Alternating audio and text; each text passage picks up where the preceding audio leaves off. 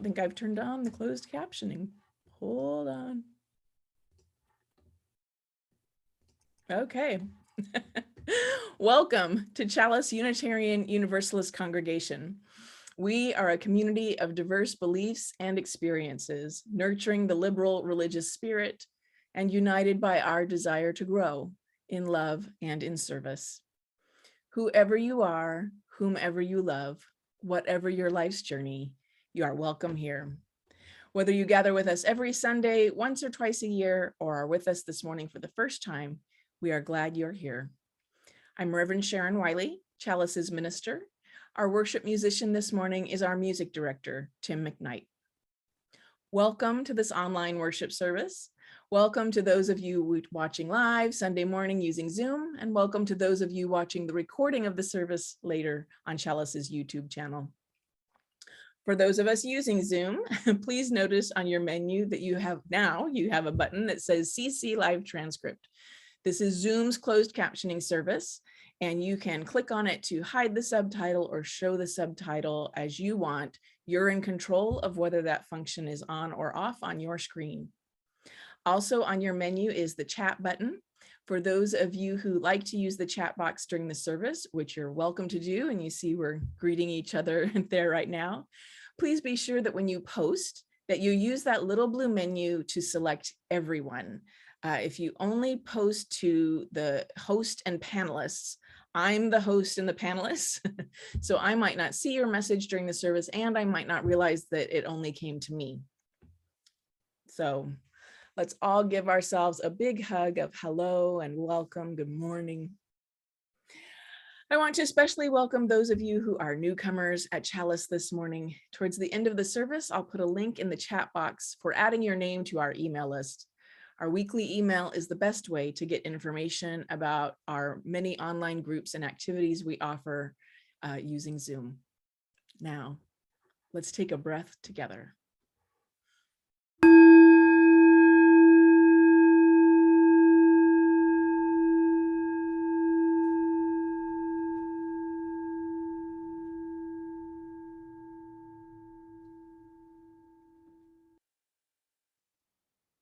A land acknowledgement is an honest and historically accurate way to recognize the traditional First Nations of a place. It commemorates Indigenous peoples' principal kinship to the land and the fact that they have not been and cannot be erased from their collective First Mother, the land. It is a starting place to change how the land is seen and talked about, according to Wanda Nannybush of the Anishinaabe Nation in Ontario. For non-Indigenous communities, a land acknowledgement is a powerful way of showing respect and honor for the Indigenous people of the land on which we work and live. It is a way of resisting the erasure of Indigenous histories and working towards honoring and inviting the truth. It is a stepping stone to honoring broken treaty relationships. It is an act of reconciliation. Land acknowledgements are not about placing blame, nor are they intended to restore white comfort. They are prayerful, they are personal, with carefully chosen and accurate language. In honoring Indigenous peoples, we strive to learn the pronunciation of their names. Land acknowledgements recognize how systemic and institutional systems of power have oppressed Indigenous people, and how that oppression has historically influenced the way non-Indigenous peoples perceive and interact with them, in the past as well as in the present. And so, I offer this land acknowledgement. I acknowledge that I live, work, and raise my family on stolen land, the ancestral homeland of the Piamkouicham and the Kumeyaay nations, a people who have been living, working, and raising families on this land of their ancestors for countless generations. People who have an enduring connection to this land that can never be erased. People for whom their deep relationship with this land of their ancestors is inseparable from who they are. People who consider this land and everything around them to be part of their enduring family.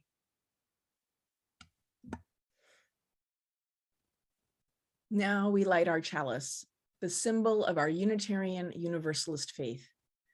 The flaming chalice was first used during World War II by the Unitarian Service Committee as a symbol of life-saving refuge for people fleeing persecution in Europe.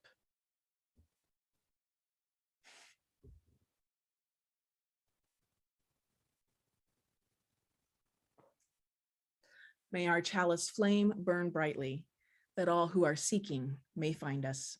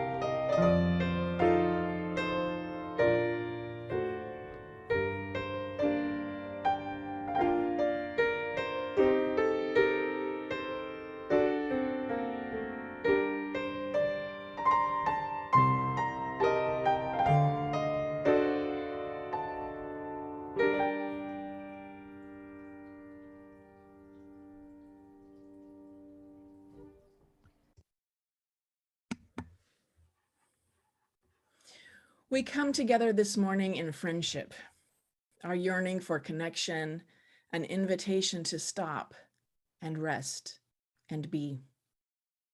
We come together this morning in hope, our yearning for a better world, an invitation to gather and dream and act. We come together this morning in love, our yearning for wholeness, an invitation to risk and reach and reveal. Let us worship together. You're invited to join in singing.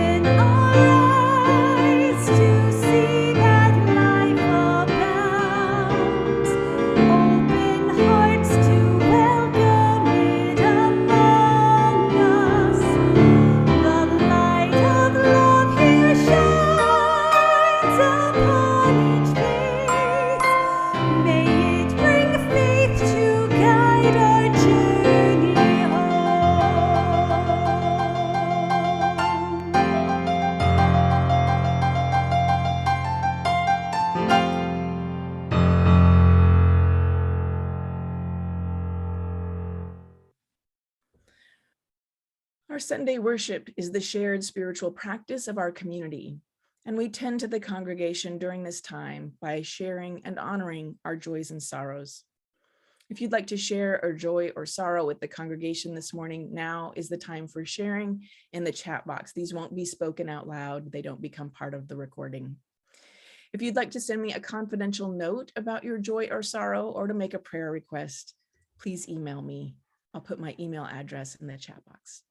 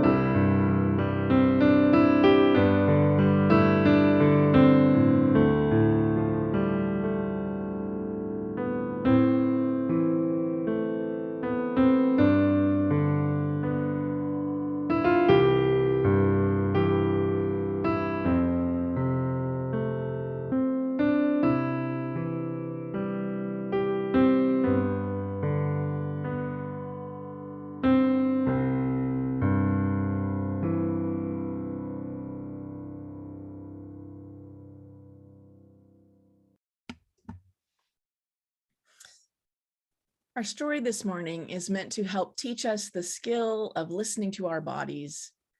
It's written for children, but of course, as with every Sunday, I've selected it with the needs of the adults on my mind. I hope all ages will listen and learn. Listening to my body, a guide to helping kids understand the connection between sensations, what the heck are those, and feelings so that they can get better at figuring out what they need. Written by Gabby Garcia and illustrated by Ying Wei Tan. My body is my friend. It tells me lots of things. I yawn when I'm tired. My stomach growls to let me know I'm hungry. And sometimes I get goosebumps when I'm cold. This happens on its own, without me doing anything. I may not even notice that it's happening, but I can start paying attention to my body, and so can you. When I pay attention and listen to my body, I notice many different sensations. Sensations are the physical feelings we all have inside and outside our bodies. Cold, sweaty, strong, and breathless are examples of sensations. Have you felt these sensations before? The sensations in my body are always changing. There are times when my body is so wiggly and squirmy that it's like I have ants in my pants.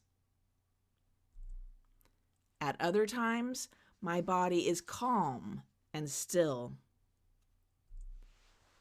Sometimes the beat of my heart is like a gentle tap.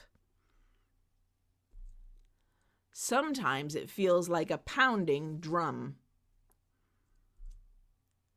I can also listen to my body for clues about how I'm feeling about the things happening around me. Feelings are not good or bad. They're something we all experience. Curious, proud, grumpy, and scared are a few feelings we all have. What other feelings can you name? What I've learned from listening to my body is that sensations and feelings go together. I noticed this when I got to ride a roller coaster for the first time. I was super excited that I was finally tall enough to ride it, but I also felt nervous as I climbed on board. My belly felt squishy and fluttery. My mom calls that having butterflies in your stomach, but I thought it felt more like a kitty chasing ping pong balls in there. When I got off the roller coaster, I was buzzing and tingly all over. My eyes were like saucers, and I had a smile plastered on my face. I felt awesome. Sometimes when I'm sad, I get a lump in my throat that makes it hard to talk or breathe. Soon warm tears roll down my face, and I may start to cry harder. Crying makes me feel better. So do hugs. We all feel sad at times. What do you need when you're sad? My mom once explained to me that sensations and feelings are like the waves in the ocean. Some come crashing in, while others roll in gently, and they always come and go. We can't stop the waves from coming, but we can pay attention to them so they don't knock us over. Sometimes my skin gets burning hot and my jaw and fists feel hard as rocks. That happened to my body the last time I got really angry at my sister. She'd just destroyed the puzzle I was working on all afternoon. I stomped my feet and slammed the door, but I really wanted to kick it. But then I remembered to take deep breaths and blow out through my lips like a horse. And it didn't take long for my jaw and hands to relax and for my skin to cool down. The angry feeling and sensations faded away. Blowing horse lips even made me feel a little silly, and it tickled. I decided to put the puzzle on a table that my sister couldn't reach. Sometimes I get overwhelmed and need help from a grown-up. On the first day of school, I woke up super early because I couldn't stop thinking about what my new class would be like. My stomach felt like it was tied in knots, so I didn't eat breakfast. In class, it was hard for me to focus on what my new teacher, Ms. Morgan, was saying, and my body was shaky. When it was time to line up, I accidentally bumped my desk and knocked my stuff all over the floor. Everything was going wrong. Ms. Morgan helped me pick up my things, and I took deep breaths like she reminded me to. I told her about my morning, and she explained that our brains have a hard time thinking when our bodies are tired and hungry. Ms. Morgan thought I would feel better if I had a snack and rested in a quiet place while the class was at recess. She was right. When I came back to the classroom, I was calm and able to focus, so the rest of my day went much better. It's okay to get help when we need it.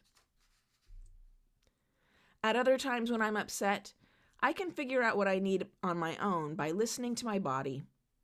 I can pay attention to my breathing, my heartbeat, the temperature of my skin, or to any other sensation. Am I hungry or thirsty?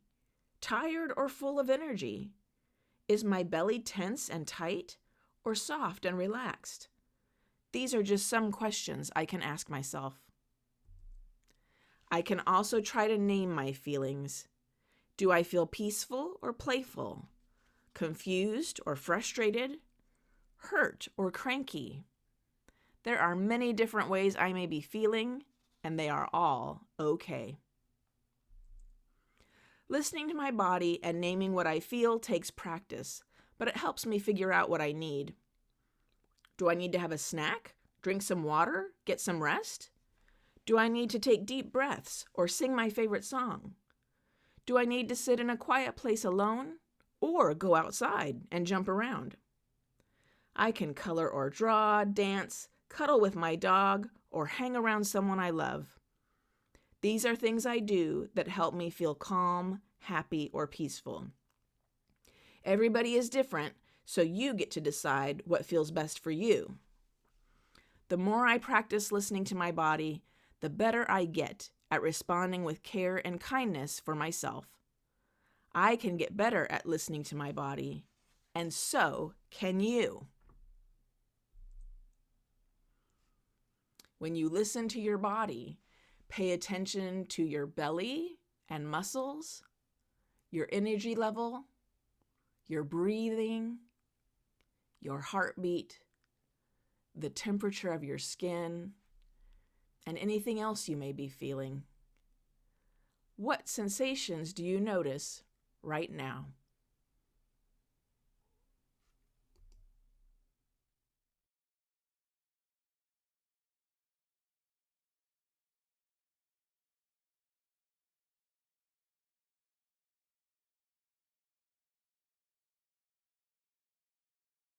Do you feel you don't have enough energy to get through the day? Is it hard to finish things once you've started them? Are you easily distracted? Do you find it hard to concentrate? Have you lost your zest for life? If you answered yes to any of these, you may have a dopamine deficiency. So in this video, we're going to explore what that means and how to overcome it. We'll also look at 8 ways you can boost your dopamine levels naturally. So let's get started.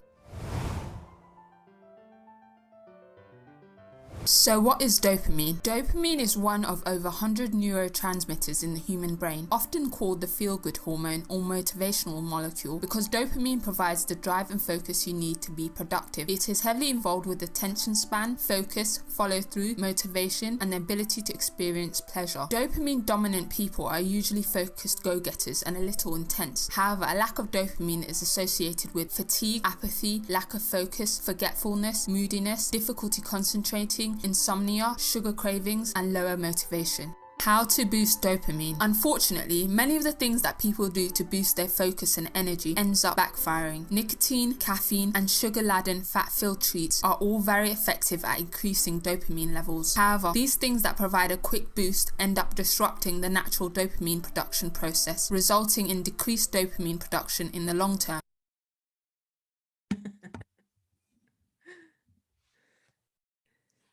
I know that video is a super fast talking person. Don't worry, we'll come back to it. I did think that was the best introduction to dopamine.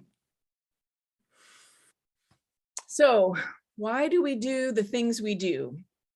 Why do we feel the things we feel? Why do we feel energetic and interested one day and apathetic and bored the next? The traditional answer to such questions point towards character. And we all know what good people are supposed to do each day, right? Clean their homes, pay their bills, work hard, read the news, solve problems. In short, to be industrious. We receive cultural messages about this vision of our lives in lots of ways. I learned it reading the autobiography of Benjamin Franklin in school. But what about those of us who can't live up to that vision of an industrious life? Those of us who feel tired and run down after the workday, who want to binge watch the Great British Baking Show instead of cleaning the house. Are we bad people? Lazy people? Are we slothful? Do we have bad characters? Are we doing life all wrong? Even if you had never wrestled with these questions before in your life, surely we have all struggled at times or all the time during this pandemic, feeling fatigue, apathy, lack of focus, forgetfulness, moodiness, difficulty concentrating, insomnia, sugar cravings, and low motivation.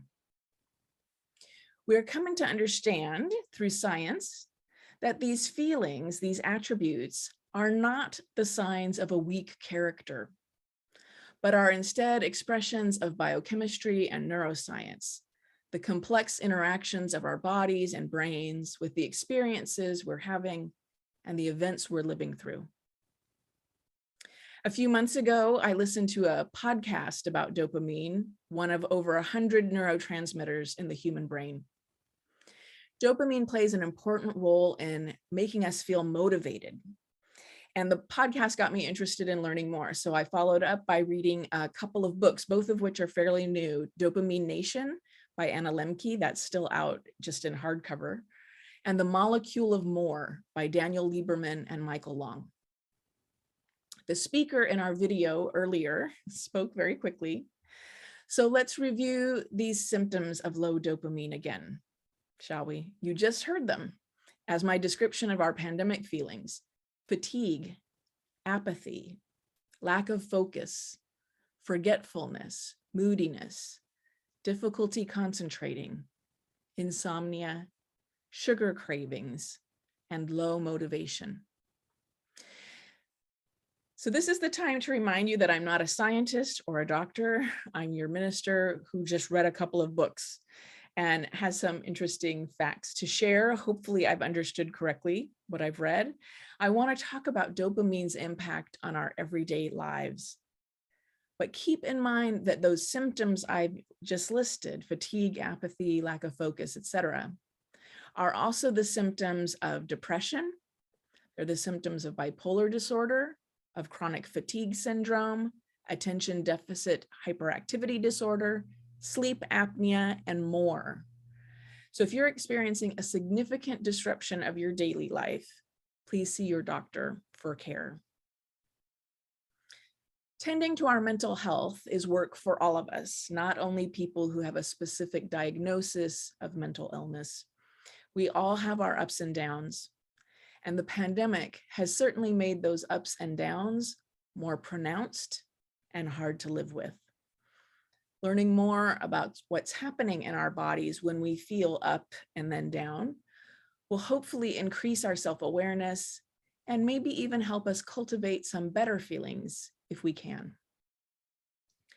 So I'm going to be talking about dopamine, but keep in mind that it's one of many brain chemicals that are all working away and interacting with each other. So there's also serotonin and cortisol and oxytocin and endorphins. Our brains are incredibly complicated, and I'm sure what I'm talking about this morning is oversimplified, but my hope is that it's useful to you in your daily life. So dopamine gets talked about as a feel-good molecule because it feels good when dopamine is released, but what it's really associated with is motivation.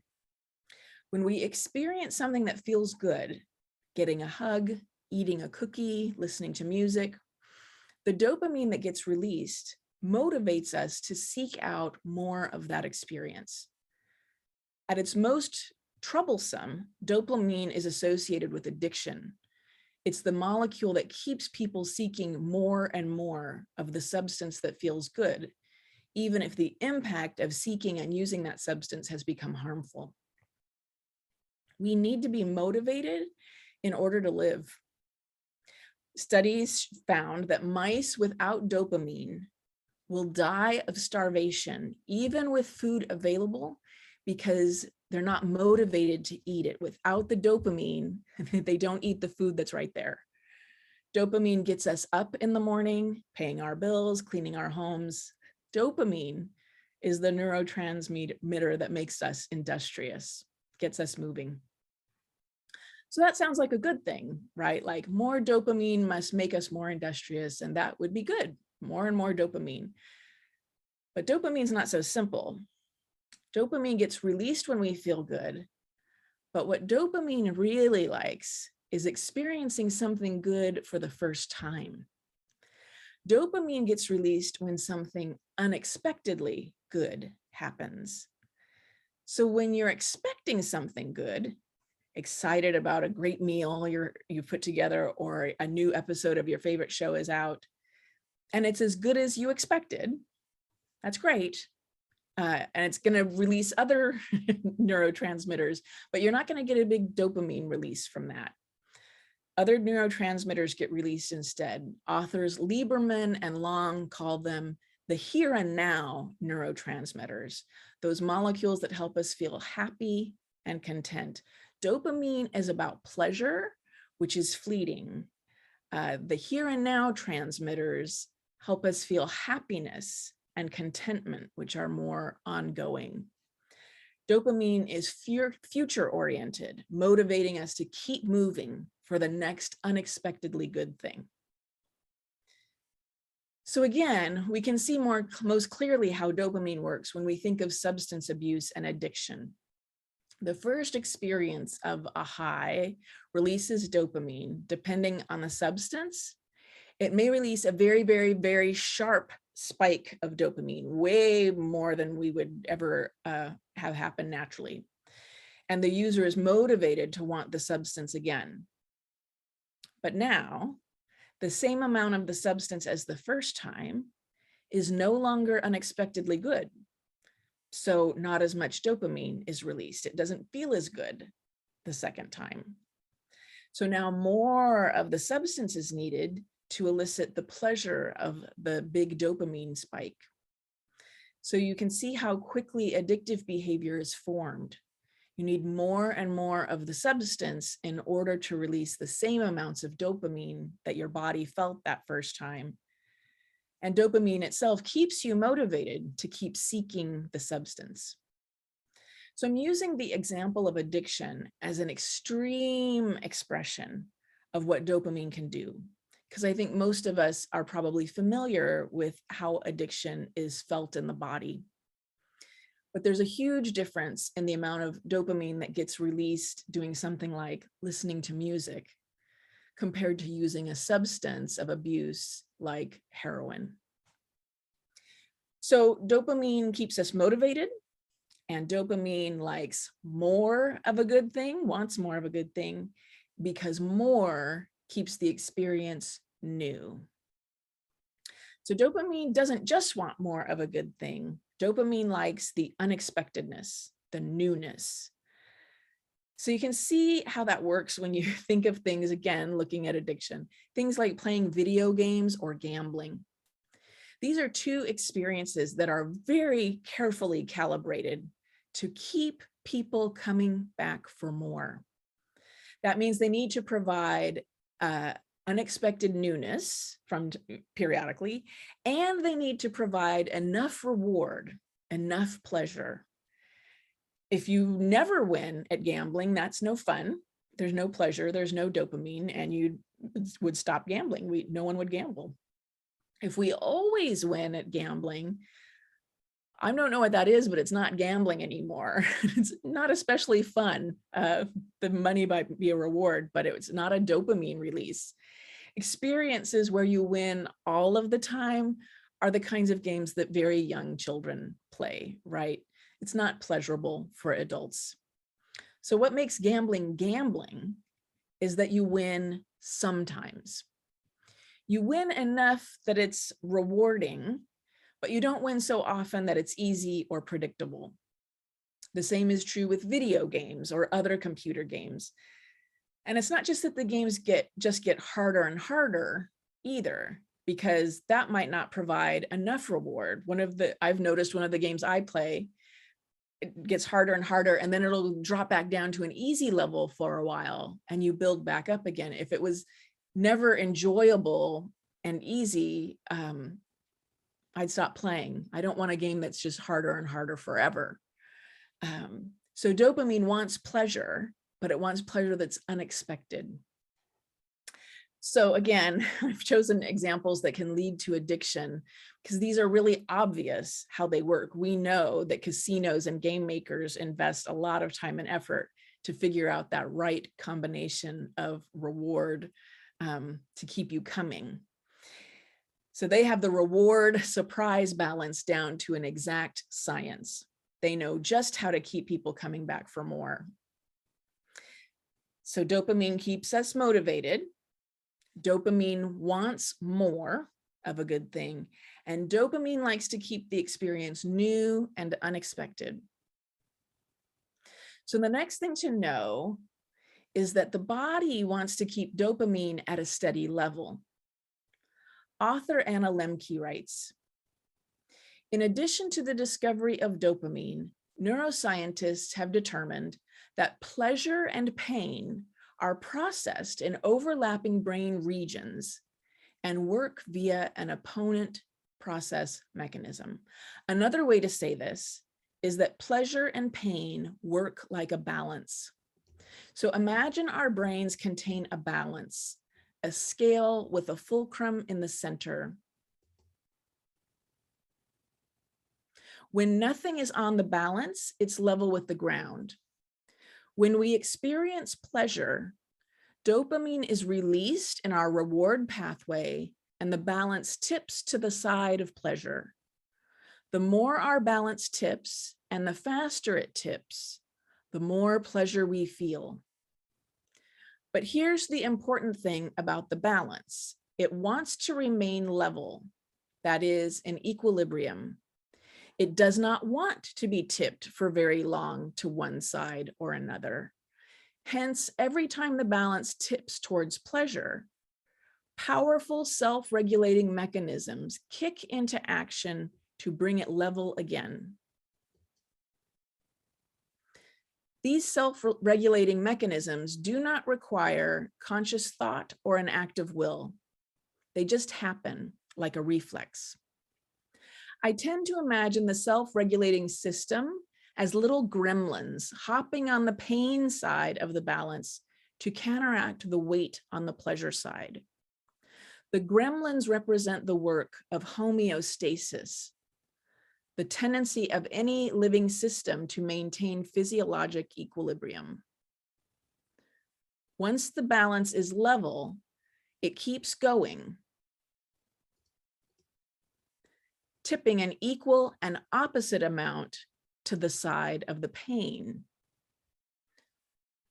That's the end of the quote from Dopamine Nation. What goes up must come down.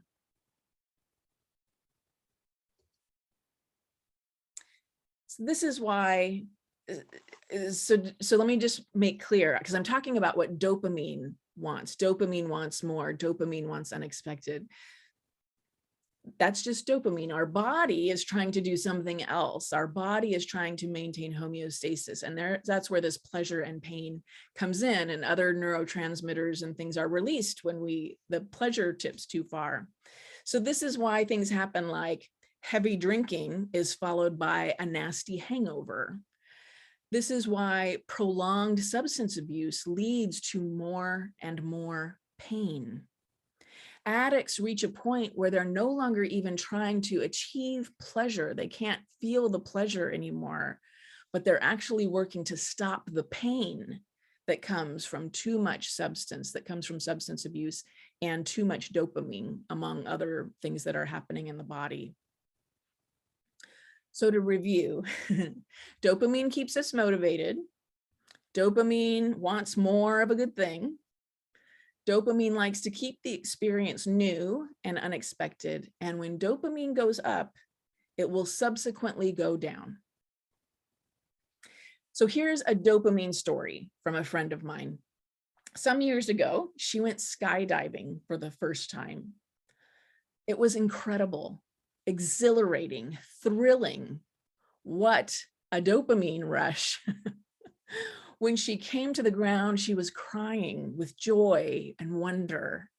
It was like no experience she had ever had. So the skydiving company then offered her a package for 10 skydiving trips so she could experience this rush again and again. Amazingly, my friend intuited that 10 more skydiving trips were not what she needed, and she said no. The memory of that one skydiving trip is a treasured one. So my friend accidentally did the exact right thing. Some part of her could sense that no subsequent skydiving trip would ever be as exhilarating as the first one, right? The law of diminishing returns. Maybe she also sensed that each successive trip would become less and less exciting, less thrilling. Remember, dopamine likes unexpected and new things, not repetition and predictableness. By the 10th skydiving trip, my friend might have felt bored about the whole thing. She doesn't remember this part so clearly, but I would bet money that a day or two after her skydiving trip, she likely felt sluggish, unfocused, and apathetic. When dopamine goes up, it will subsequently come down. So this is the big challenge with dopamine. How do we keep our dopamine from rising and dropping over and over again, swinging us from pleasure to pain? The goal is not to never feel dopamine. It feels good. We want to have pleasurable events and activities in our lives, but we don't want to ping pong ball ourselves around, going from exhilaration to fatigue and apathy, and then addressing that by doing something exhilarating. That's an up and down cycle that most of us don't really want for our daily lives. So the answer, tricky and complicated, because dopamine is tricky and complicated. The answer is to learn about your own gentle dopamine raisers. Because what activities release dopamine will vary from person to person. So certainly there are some general statements we can make, and you'll find videos on YouTube and articles on the internet suggesting things that raise dopamine. But you should know that it can be different from person to person. So the video we saw before the sermon was just about to tell you 8 ways to raise your dopamine, except that I stopped it there. I'll tell you some of the things in just a moment. But your best way to learn about dopamine is to listen to your own body, to reflect on your own experience. So we're looking for gentle, natural dopamine raisers to help our bodies find steadiness and to alleviate the discomforts that come from low dopamine, right? That's the kicker. We don't like to feel fatigued and apathetic and unfocused. It doesn't feel good. So remember that list again: fatigue, apathy, lack of focus, forgetfulness, moodiness, difficulty concentrating, insomnia, sugar cravings, and low motivation. Those sugar cravings are because we want to raise our dopamine. That's our body's yearning to elevate the dopamine. It's nice to know what to do to take care of ourselves when we're feeling poorly. So, dopamine raisers. So it is often suggested that dopamine is raised by exercising. Some people feel that pleasure while they are exercising. And I can say with confidence that we don't all do, because I do not. I think I get some dopamine when I'm done exercising. I think I take pleasure in getting it over with, but I don't feel it during. Now, If you do the same exercise every day, or if you exercise routinely, the dopamine release will be less. There's lots of other neurotransmitters that gets released during exercise. So it's, don't worry about that part. But here's 2 suggestions for how to keep exercise enjoyable, at least in terms of dopamine release. So first, remember that there are other neurotransmitters that get released when you're happy. Those authors called them the here and now chemicals. They're about happiness and contentment. When you feel contented in the moment, and you might reach a state with your exercise where you enjoy it and feel happy. And for many of us, that can happen when we make exercise a social event, taking walks with family, playing tennis with friends. So we can make connections with other people that may help release dopamine, and it may help release those other neurotransmitters that are about happiness and contentment. The other possibility to help make exercise pleasurable is to elicit a dopamine response by giving yourself an intermittent reward for exercising. So remember, dopamine likes a surprise. If you always give yourself the reward for exercising, it will become boring. So how you can make it intermittent is by flipping a coin. So do your exercise routine, then flip a coin to see if you get a reward that day or not. And if you do, reward yourself with whatever it is, your tea or coffee or energy drink, whatever it is that's your reward. You could also flip the coin at the start of the exercise and to decide if you're going to listen to music during your walk or whatever, and have that be part of the reward. So keeping it a surprise.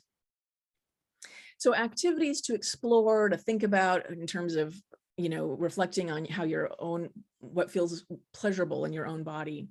Meditation, massage, getting enough sleep, listening to music. There are suggestions to reduce the intake of sugar and caffeine, since those can mess around with your dopamine. So they elevate your dopamine quickly, but then they drop, right? We have those sleepy times later.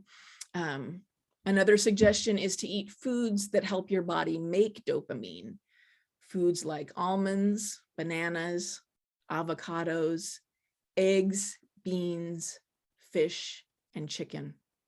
Protein is a good, helps support precursors to making dopamine in your body. So I have one last suggestion for raising your dopamine. It is very reliable. It works for most people, and I'm going to share it just a little bit later in the service. So I know this has been a lot of information thrown at you. If nothing else, I hope it sparks your interest to learn more. There are lots of interesting books out there about the brain and neurotransmitters and how our bodies and brains work together. This is an exciting area of science right now. And there are scientists taking on the roles of public educators. And podcasts are actually a great way to hear from some of them and to hear about new and interesting things that are being discovered.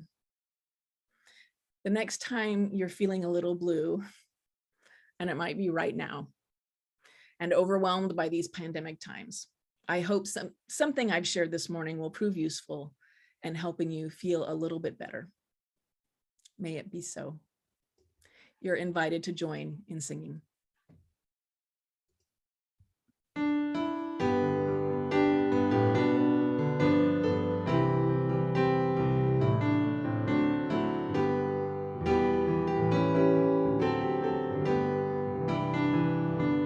I've got peace like a river, I've got peace like a river, I've got peace like a river in my soul. I've got peace like a river, I've got peace like a river, I've got peace like a river in my soul. I've got joy like a fountain, I've got joy like a fountain, I've got joy like a fountain in my soul.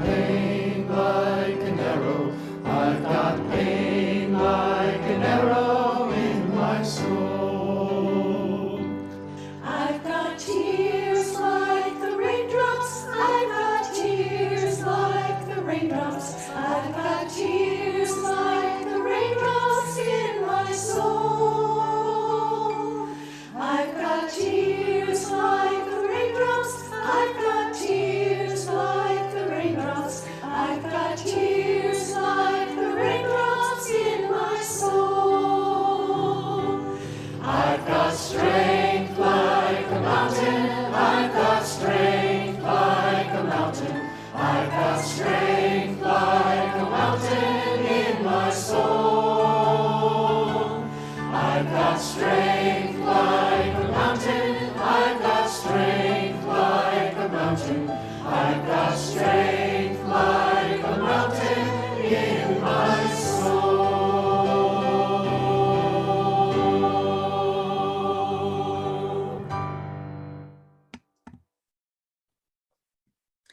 Today is our monthly Social Justice Sunday, when we donate our offering to a local organization that makes a difference in our larger community. This Sunday, we are taking a special collection for the San Diego Humane Society. Thanks to you, the past year was an incredible one for animals in need. We started the year in a global pandemic, so we adapted with new procedures, a virtual adoption process, and outdoor services. We kept caring for thousands of kittens in foster homes and the kitten nursery, countless injured and orphaned wildlife, and so much more. We wore face masks and took safety precautions. We distributed nearly 2.7 million pet meals to those in need. And we expanded our mission in the most difficult of times. In September, we welcomed our Ramona campus to care for more wild animals in need. And in October, we added the El Cajon campus, our first shelter in East County. Through it all, our humane officers were in the field helping animals. When the Valley Fire struck, our emergency response team was on the front line for 8 days, evacuating and caring for animals. We launched virtual training classes, helping people and pets around the world. Our medical team kept up their life-saving work and developed new protocols to treat distemper. In addition to expanding our mission, we expanded our culture of care. Our DEI committee hosted discussions leading to a new core value, inclusion. We were recognized by the San Diego Union Tribune as a top workplace. On January 1st, Bella's Act became law, prohibiting pet stores from selling dogs, cats, and rabbits. We launched our Community Cat program to do what's best for unowned outdoor cats. We added a TikTok channel and reached 4 million views for a video of the Rhodesian Ridgeback rescue. Animal people celebrated all kinds of animal lovers. And after 15 months, we welcomed the public back inside our buildings. We dropped our masks and saw each other smile again. We continued caring for animals in the best possible ways and connecting pets with people to love them. Chloe, the dog with prosthetics, was adopted by a police detective with a prosthetic leg. We adopted out the most kittens ever in a weekend. Our Day of Giving was the most successful yet, and we were named Nonprofit of the Year. This was a hard year, but an incredible one, because of you. We changed together, we grew together, we overcame together, and we are still together to inspire compassion.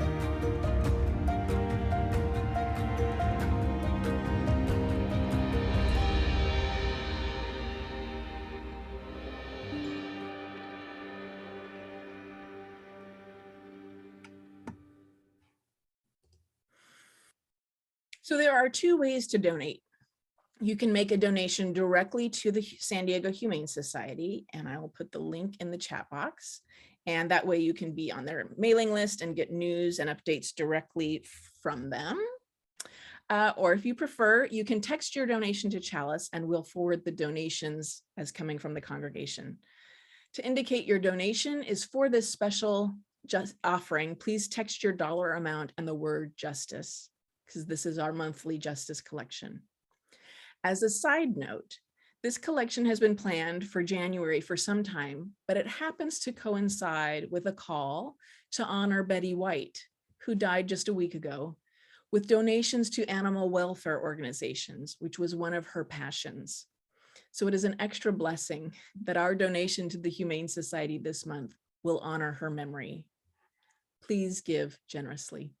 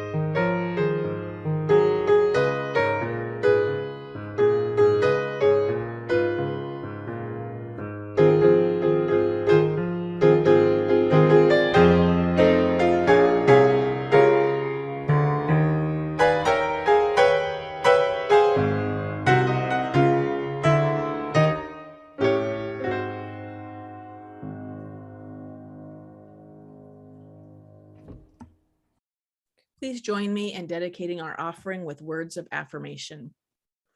Open hearts, open minds, open doors, nurturing spirits, seeking justice within the wider world. This is our mission.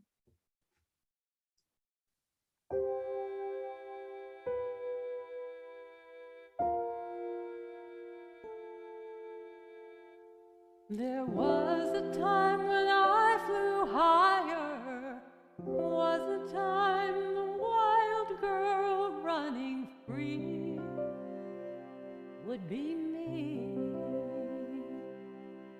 Now I see her feel the fire, now I know she needs me there to share. I know all these blank and tranquil years, seems they've dried up all my tears. And while she runs free and fast, seems my wild days are past.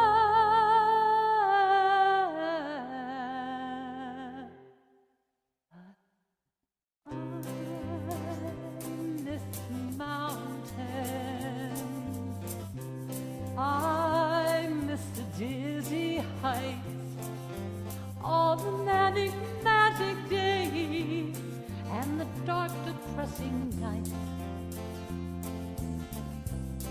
I miss the mountains, I miss the highs and lows, all the climbing, all the falling, all the wild wind blows, stinging you with snow and soaking you with rain.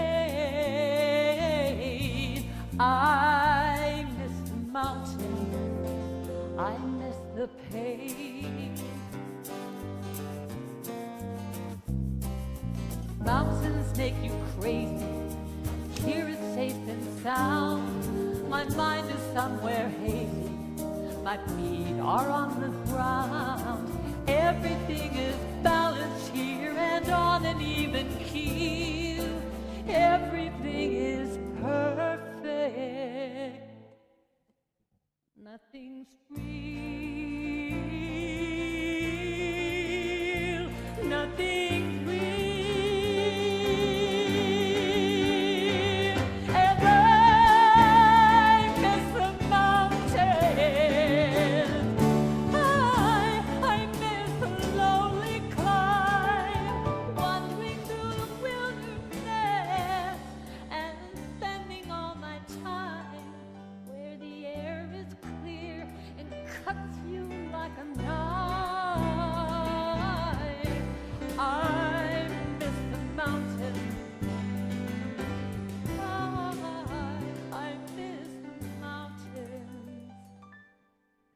I miss my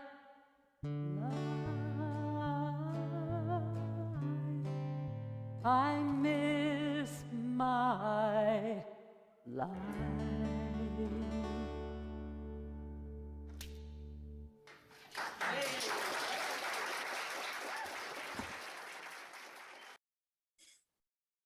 Okay, one more dopamine raiser, and this one is fairly well documented in terms of its being affected for many different bodies. It's a cold shower. So remember that teeter-totter of pleasure and pain we saw earlier? It turns out that when you tip that toward pain with something like very cold water, the body restores the balance by releasing dopamine for pleasure. So you don't need to take a long cold shower, and you don't need to take the coldest cold shower. So I personally find it easiest to do this by taking my regular hot shower and then turning the water cold at the end. I find it very difficult to just get straight into cold water. So again, the water doesn't need to be on the coldest setting. It just needs to be cold enough to make you shiver. And if you can stay in there for 3 minutes, that should do the trick. So you don't even have to stay under the cold water the whole time. If you're shivering, that's enough. That's the effect you want.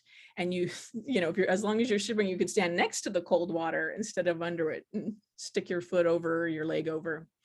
If you have a heart condition, please check with a doctor before jumping into cold showers if those are new for you. So I look forward to hearing how that works for you. It's okay that the pandemic has us feeling fatigue, apathy, lack of focus, forgetfulness, moodiness, difficulty concentrating, insomnia, sugar cravings, and low motivation. One of the side effects of the pandemic, of course, is that a lot of the things that bring us pleasure aren't available to us when we're on lockdown. And after 2 years, it's also okay that we're tired of feeling all of those things. So there's no magic wand to make it all go away, but hopefully we can cultivate the simple pleasures that will help us feel better when we've been feeling our worst. You're invited to join in singing.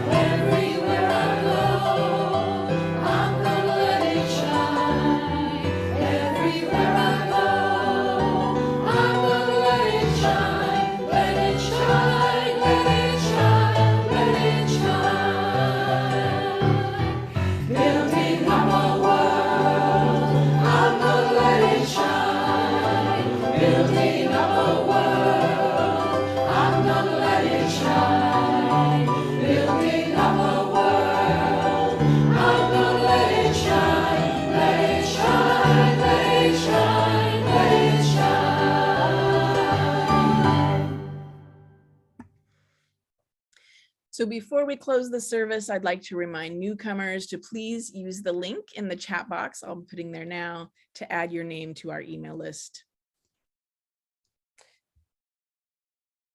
Our closing words come from the Reverend Joanna Fontaine Crawford. May you go forward knowing that life is fragile and a gift, that you are lovable and loved, and you are not alone. Love and blessings to each of you. You're invited to close our time together by singing the well. Then please stay put for just a few minutes. We have a quick announcement about our upcoming auction, which is something fun we can look forward to. And then after the announcement, everyone is invited to coffee hour. Oh.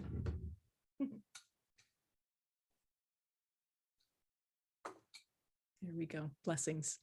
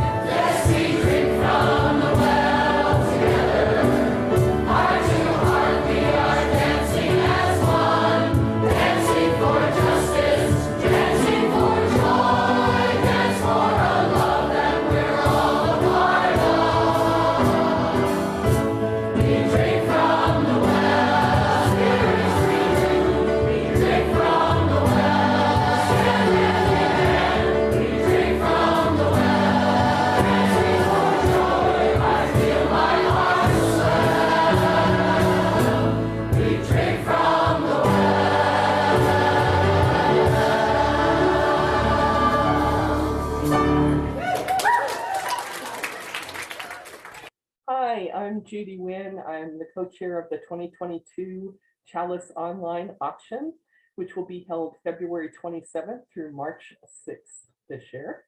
And it's time to start thinking about what to donate. We'll be opening up the site soon so you can add your donations. Also, this year we are adding a youth-to-youth auction site. So if kids have toys, gently used, puzzles, games, sports equipment they're no longer using, and they can donate that to the auction and other kids can bid on them. And there'll be special bidding bucks for kids for those kid items. In the next few weeks, several members of Chalice are going to be providing suggestions on some of the different categories of auction items that we have. And today is Kate Vera. Take it away, Kate. Hi, Chalice friends. Kate here, and I'm so excited to be talking to you today about getting some ideas for things that you could do for auction. Let's get started. I'm going to be talking about everyone's favorite category, food and drink. Here are some ideas that people have done in the past that could be fun to do for parties or for takeaway. What about dark chocolate tasting or pizza party for a family? I know we've got some really good bakers there, so maybe someone could do cinnamon rolls, preserves, baked goods, cheesecake, desserts, torts, all the things. You could also get together. We could do actual dinners again if we meet outdoors per CDC guidelines. Another thing that you could do is have dinners that could possibly convert into takeaway. The Victorias, plural, did that last year for us when we bid on the tea. We were going to have an in-person tea. It got converted and they delivered yummy scones, baked goods, and tea. So that was a really fun way. It was, everyone could enjoy it at home. Things that would be great for that, some type of exotic meals. I know there's some great cooks out there, or even Italian dinners. I know that's been done in the past and that sounds delicious to me. Another idea is that if you got a gift certificate over the holidays for something that you're not going to use, restaurant, something like that, you could definitely donate it and have someone bid on it so that they could enjoy that great meal out. So I hope that helps you come up with some great yummy food ideas for auction. Another fun thing we're going to do is the opportunity drawing. You buy a ticket for $5. They draw a name and you split the whole pot, all those $5 tickets coming together to create hopefully a huge pot. I'm going to enter that. And half goes to Chalice, half goes to you. So much fun. Love that. So hope that helps you and see you soon. Bye.